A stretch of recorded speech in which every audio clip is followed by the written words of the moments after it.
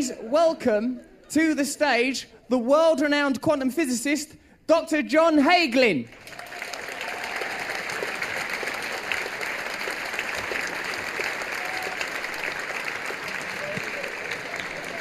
Welcome. I'm staying here to interview you, so don't be afraid by the slightly altered dynamic. Think of this as like Regis and Kathy, but about quantum physics. So I've got some specific questions that I've been given. Right. Doctor, what does science tell us about meditation? A lot. Meditation... I'm genuinely interested. That was it. Oh yeah, that would have been short. I'd have done, oh, fair enough, he is a quantum physicist.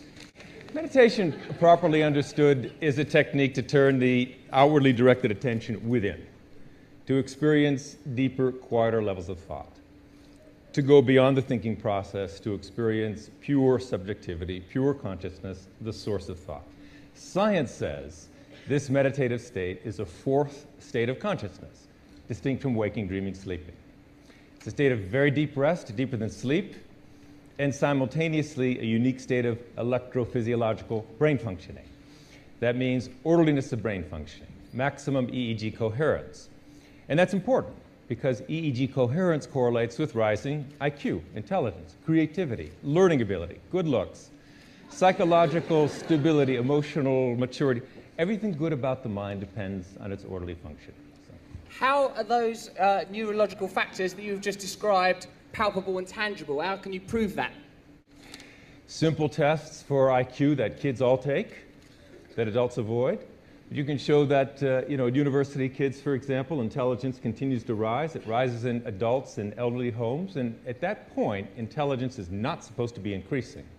After the age of, well, about your age, intelligence begins to shrink dangerously. 20! It's a cruel world. So the fact that anybody can start a process that increases orderly brain functioning, raises intelligence, creativity, learning ability, academic performance, moral reasoning, is an amazing tool for education. I'm very excited about this as an educator. I've noticed my moral reasoning has gone through the bloody roof since I started meditating. I'm so morally reasonable, sometimes I don't leave the house.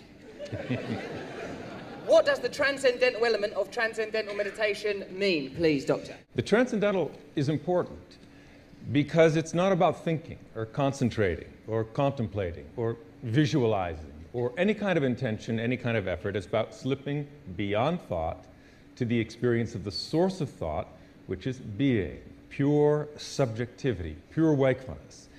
So when that happens, the awareness, which is normally sharply localized, and the harder we concentrate, the more sharply, narrowly focused the awareness is, starts to relax and expand and relax and expand, and then boom, unbounded.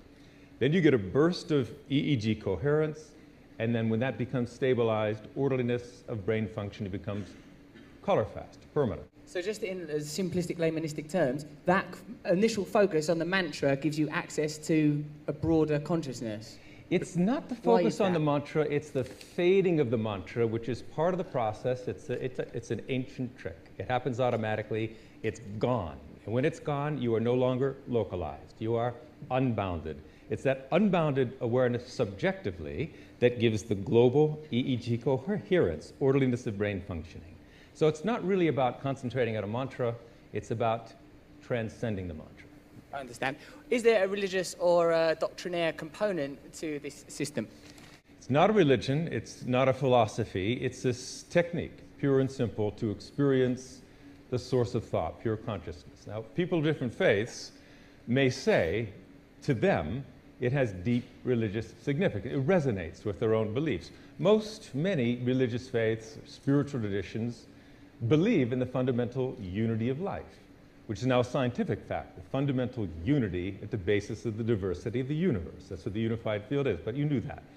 Transcendental meditation I did actually, because I looked at that tree drawing. That's it, that's it. Like there is unified, all being is... At the source of diversity, yeah, the basis of diversity.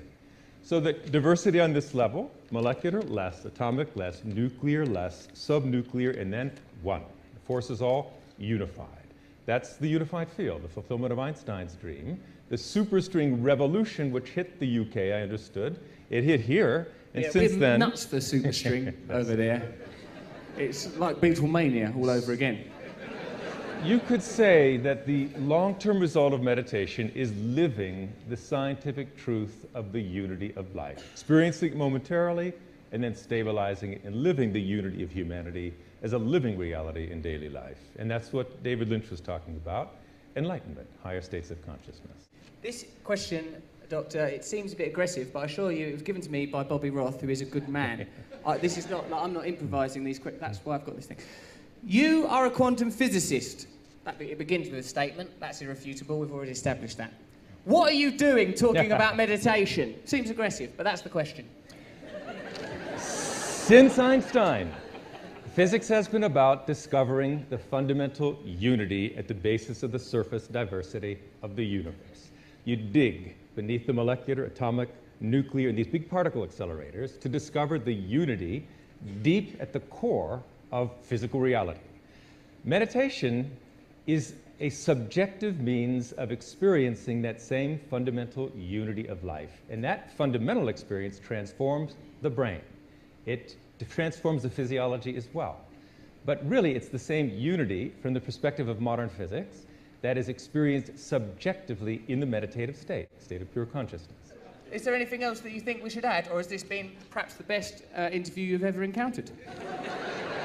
One thing, and that is, I'm an educator. I'm really excited about the application of this for kids. Because school, you spend so many years there, and you wonder what it's for, but it's really ultimately for the full development of mind, body, and behavior. The addition of 20 minutes experiencing the unbounded self, developing the brain, actually developing intelligence, creativity, harnessing the full potential of the brain, that's what education should do. You add this to education, the transformation in the schools is unbelievable. So last year we launched at Radio City Music Hall a tech program to teach 1 million at-risk kids. We've done 120,000. Since then, 350 schools have incorporated this into the curriculum here and all over the world. It's going to be soon a very different world. And this is the wave of the future. The goal of our foundation is to get there sooner rather than later. And with the help of everybody here, we will really achieve meditation, full potential all over the world. And that's what we're about. And thank you very much. Thank you, Dr. John Hagelin.